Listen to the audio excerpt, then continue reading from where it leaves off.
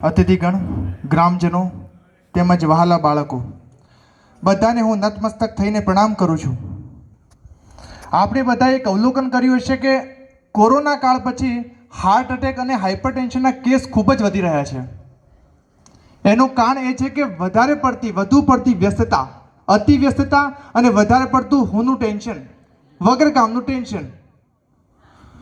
હું તો એટલું જ કહેવા માગું છું કે આપણે કોઈ પણ કામ કરીએ જીવનમાં, કામ કરતા પહેલા એ કામ ભગવાનને સોંપી દો કે ભગવાન આ મારું કામ તમારે પાર પાડવાનું છે, મને કંઈ આવડતું નથી.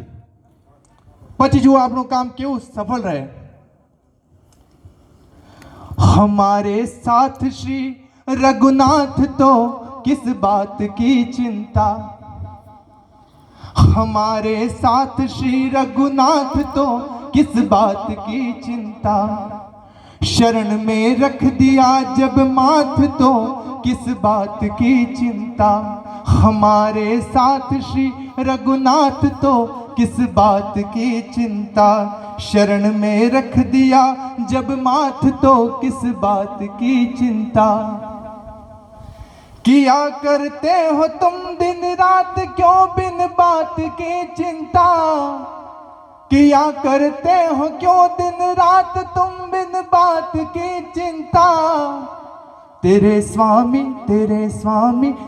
स्वामी है जब रघुनाथ तो किस बात की चिंता, तेरे स्वामी है जब रघुनाथ तो किस बात की चिंता, हमारे साथ श्री रघुनाथ तो किस बात की चिंता, हमारे साथ श्री रघुनाथ तो किस बात की चिंता. न खाने की न पीने की न मरने की न जीने की, न खाने की न पीने की न मरने की न जीने की, रहे हर सांस में भगवान के प्रिय नाम की चिंता, रहे हर सांस में भगवान के प्रिय नाम की चिंता, हमारे साथ श्री रघुनाथ तो किस बात की चिंता, हमारे साथ श्री रघुनाथ को किस बात की चिंता. बोले श्री रामचंद्र भगवान की जय. મિત્રો, આજે આપણે અહીંયા બધા ભેગા થયા છીએ તો હું એમ માનું છું કે બસ કાર્યક્રમનો આનંદ માણીને આપણે જતા રહીએ એ વ્યાજબી નથી. હું એટલું માનું છું કે આપણે અહીંયા આવ્યા છીએ તો કંઈ ને કંઈ લઈને જઈએ. આપણે શ્રી રામના ભક્ત બનીએ છીએ તો રામનું ચૈત્ર શું છે, રામ કોણ છે અને રામને આપણે આદર્શ કેમ માનવા જોઈએ એ આપણે શીખવું જોઈએ. અહીંયા જેટલા પણ માતા પિતા ઉપસ્થિત છે, હું બધાને હાથ જોડીને વિનંતી કરું છું કે ઘરે તમે જ્યારે પણ ફ્રી પડો તમારા બાળકોને સુંદરકાંડના પાઠ કરાવો. શ્રી રામચરિત માનસ કમસે કમ એક વખત તમે જાતે વાંચો અને બાળકને પણ વંચાવો, એમને પ્રેરિત કરો. રામજીને જો આપણે આદર્શ માનીશું, એમના જો ગુણો આપણા જીવનમાં આપણે ઉતારીશું તો આપણને આગળ વધતા કોઈ નહીં રોકી શકે. રામનું ચરિત્ર શું છે? રામ વીર હતા, રામ બલશાલી હતા, રામ જ્ઞાની હતા. રામના ચૈત્ર પરથી શીખવા જેવું છે. આજે આપણે નાના બાળકો તમે ગામડામાં જોઈ લો, નામના વાતમાં એમના મોઢામાંથી ગાળો તો નીકળતી જ હશે, ગમે તે બાળક જુઓ.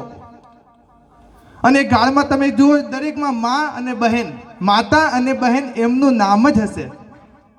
આપણે આપણી માતા પિતાનો જો આદર કરી શકતા નથી અને જો તમે પોતાની જાતને રામ ભક્ત કહો તો કઈ કામનું નથી. શ્રી રામચરિત માનસમાં લખ્યું છે કે જેહી જનની સમજા નહીં પર નારી तिनके सदन कुमार्ग गामी, जेही जननी समझा नहीं पर नारी तिनके सदन कुमार्ग गामी. मतलब જે વ્યક્તિ દરેક છોકરીને પોતાની માતા અને બહેનની સમાન ગણે છે તેના ઘરમાં જ ભગવાનનો વાસ થાય છે. બાકી તમે ગમે તેટલી પૂજા કરી નાખો, ગમે તેટલા પાઠ કરી નાખો, એ બધું વ્યર્થ છે.